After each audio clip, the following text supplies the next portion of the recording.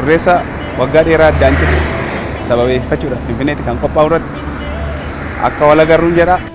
Fiigicha guddaa irreechaa irratti akka wal agarru bal'amni keenya akkas haa ta'u. Irreechi mallattoo nageenyaa fi calaqqee sirna gadaati.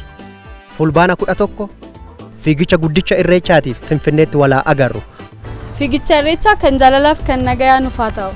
Fiigicha guddaa irreechaa kan fayyaa kan jaalalaa kan tokkummaa fulbaana 11 Finfinnee irratti walitti dhufnee waliin haa ceenu. Hafuun fafa.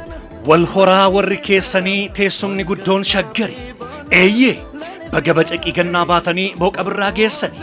Biiroon Aadaa fi Turizimii Oromiyaaf DCT Entertainment waliin ta'uun irreecha hora Finfinnee bara 2012 sababeeffachuun fulbaana 11 bara 2012 fiigicha guddaa irreecha nageenyaa kan namoonni 50,000 ol irratti hirmaatan isiniif qopheessee jira.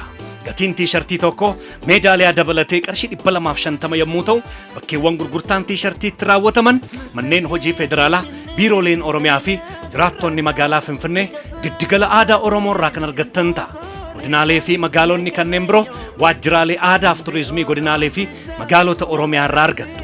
Hubachiisa qaamoleen gurgurtaa tiishartii raawwattan baankiiwwan armaan gadiitti galii kan gootan ta'a. Baankii Intarnaashinaali Oromiyaa lakkoofsa herreega baankii 33 Baankiin Hojii Gamtaa Oromiyaa lakkoofsa herreega baankii 100006 53 933 Baankiin Awaash 01 Soddoma 42 51 29 1500 odeeffannoo dabalataaf 089 03 03 03 yookaan immoo 089 04 04 04 irratti bilbilaa.